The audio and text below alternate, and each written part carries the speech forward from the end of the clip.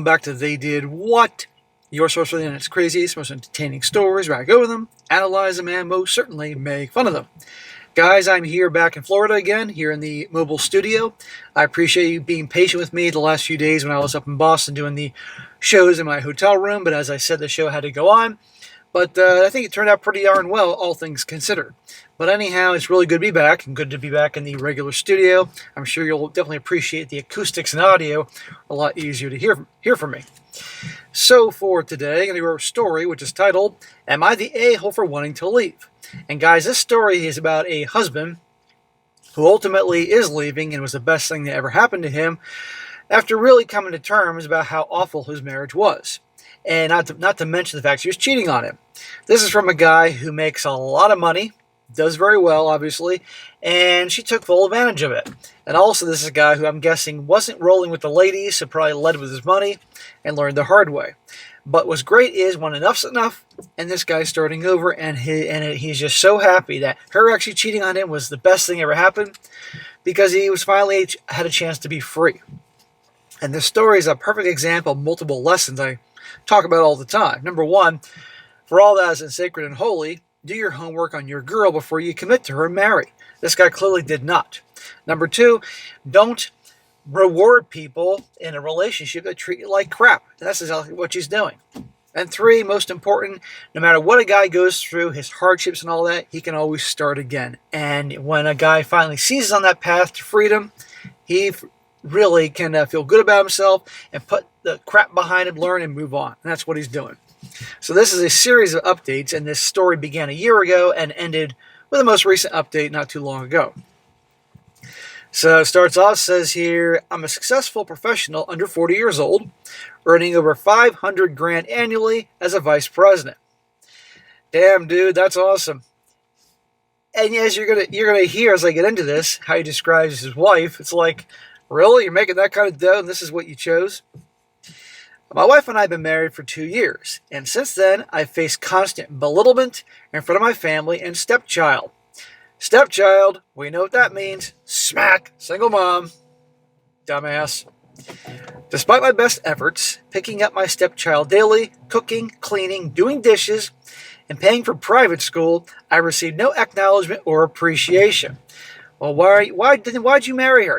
Am I supposed to believe that she was this perfect angel, this loving sweetie, and then you married her, and the next day she's a harpy? I highly doubt that. And why are you tolerating? Why are you putting her in her place?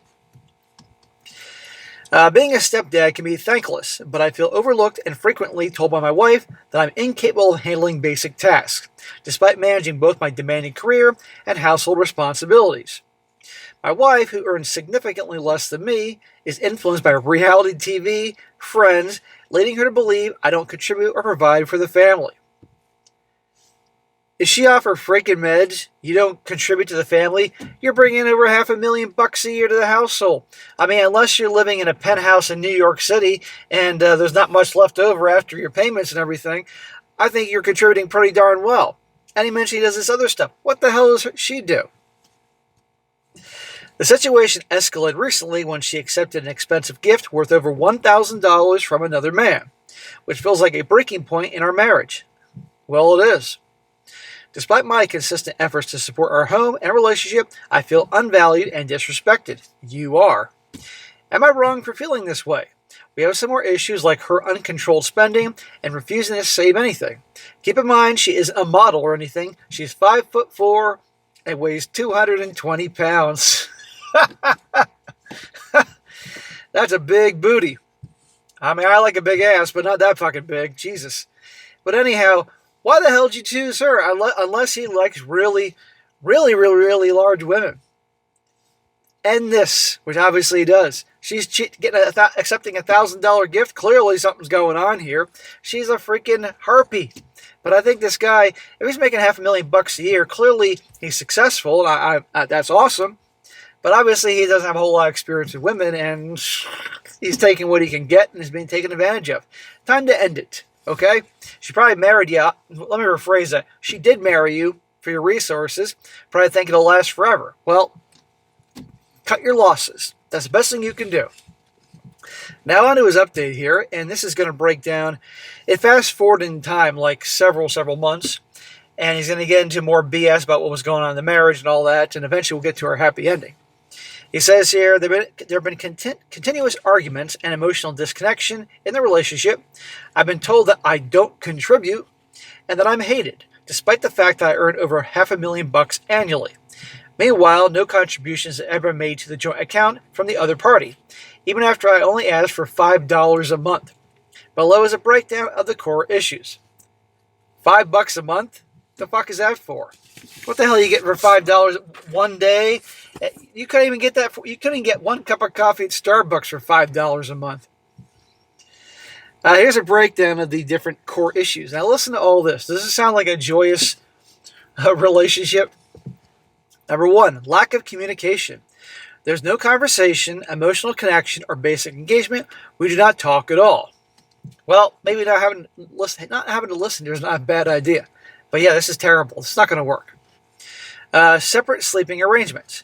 We haven't shared a bed in years. Physical closeness or comfort is completely absent. Years? And yet you've been married 2 years. So you weren't sharing a bed all those years before you got married? Why the hell did you marry her then? I mean, this is what I'm reading from this. 3, no intimacy. There's been no sexual or emotional intimacy for over a year. She's getting it someplace else. I mean, maybe she's getting her needs met through Popeye's chicken or something because she weighs 240 pounds at 5'4". But the point is, something's going on. Money-only interactions. The only communication I receive is when money is requested. I feel like a provider, not a partner. You are a provider. You obviously led with money to get her. That's why she's there. But you're not getting anything out of it. This is a great business deal for her. It's a terrible business deal for you. How can you do so well in your life and make a hell of a lot of money and all that and be this dumb with regards to this deal? Well, that's a rhetorical question because a lot of guys like this can have a lot of success in their professional lives, but when it comes to relations with people, especially women, no. Parental alienation. I have been portrayed as the bad guy to our child, creating emotional distance and damaging that relationship. It ain't your child. It's a stepchild. You may care about that child very much, and that child may be good to you, but still it's not your kid. That's some other dude's kid. Family defamation. The same negative narrative has been shared with extended family, harming my reputation. Well, he can do something about that. Rejected financial support. I offered to pay off a $50,000 car loan using a work bonus to help with over $200,000 in debt. The offer was rejected and dismissed as unhelpful. $200,000 in debt. She's racking up the credit cards, buying all sorts of shit to make her happy. Maybe she spent $200,000 in fast food. I don't know. Inheritance disrespect. Following the death of my dad, there was no empathy from her, only excitement about the potential inheritance, which was wrongly claimed as shared property. Guys, we're not even done this fucking list here. This is why you do your homework on who you marry, and you don't tolerate bullshit. This is awful. Verbal abuse after helping our child. It's her child. I stepped up to help with a late school assignment that helped our child pass the semester. The result was a passing grade, but instead of appreciation, I was told I'm not good for anything. Outside confirmation of emotional detachment. A letter from a close friend of the other party confirmed emotional distance and implied they may already be mentally out of the marriage. Continued financial support. Despite everything, I gave $10,000 recently in an effort to help. It was unacknowledged and had no impact on how I'm treated. Because you're seen as nothing but an ATM and a pushover. Remember, women don't respect weakness. And you, sir, with regards to your relationship, clearly have been acting weak. Complete exclusion. I'm no longer part of the family dynamic. I felt emotionally, mentally, and physically shut out by both the relationship and the home. Well, that's a lot of shit. Well, now we're getting on to the good stuff. He says, update. I divorced her. Hallelujah. And she didn't get a dime. The judge and others ruled in my favor. She was cheating on me as well. I'm super happy now and have moved forward in my life. Well, thank God for that. I don't know how the hell, he must have had the best fucking lawyer ever, and she had the worst one. And I guess because it's only been 2 years, and who knows what other things are going on. Maybe they're in a at-fault divorce state. But thank God she got her butt handed to her. But I have a hard time believing that they parted ways and she walked out there with $200,000 in debt or something like that. He says, I'm finally in a place where I can say I'm happy again. This past year has been one of the hardest seasons of my life. I went into my marriage with nothing but good intentions. Yes, sir, but the road to hell is paved with good intentions. I contributed financially, emotionally, and tried to build a stable future. I carried 99% of the bills, took care of household responsibilities, and gave everything I had, even when I was struggling privately with the loss of a parent, job stress, and burnout. Hear that? Look what the man went through, but still kept on going every day. This guy's a good guy. He just needs help, needs work on who he chooses to be involved with and standing up for himself. But he's learning. Looking back, the marriage didn't survive the first week. The disrespect, the negativity, and the way I was spoken to broke the foundation early on. I tried to make it work for as long as I could, but the reality is that love, respect, and partnership can't be one-sided. It took me a long time to accept that. Well, at least you accepted that. And you're still in your late 30s. You got plenty of time ahead of you to take that lesson to heart and improve. If all this shit you went through made you wake up in reality and change, then good. I learned that you can pour it in over and over again, and financially, emotionally, and mentally, and still not be valued. I also learned that healing begins the moment you stop accepting behaviors that tear you down. Hear that again? I'm going to say that again one more time. I also learned that healing begins the moment you stop accepting behaviors that tear you down. In other words, you stand up for yourself, you check people that are disrespecting you, you cut people out of your life, you give back, you give pushback. There you go. I've been saying that shit from the beginning. I'm grateful to the people who supported me, helped me stay focused, and reminded me of my worth. I'm not posting this for sympathy. I'm posting it because I know there are other men out there who gave their all and still got hurt. You are not alone. Healing is possible, peace is possible, and happiness after heartbreak is real. I'm moving forward with clarity, confidence, and a level of peace I haven't felt in years. Life begins again. Amen. We're not done yet. Yes, I like that he said he's not just writing this for attention or sympathy, to show other guys. That's why I cover these stories, because there are guys, guaranteed, every time I publish a video, guys, on YouTube, there's some guys watching this that are going through shit just like this. Some struggle. And it helps them, knowing there's others out there. You're not alone. Now his final update here, and the title of this was, I Caught My Wife Cheating, and it was a blessing. And this is him just reflecting on things for the last year. My spouse was cheating, and it turned out to be the biggest financial blessing of my life.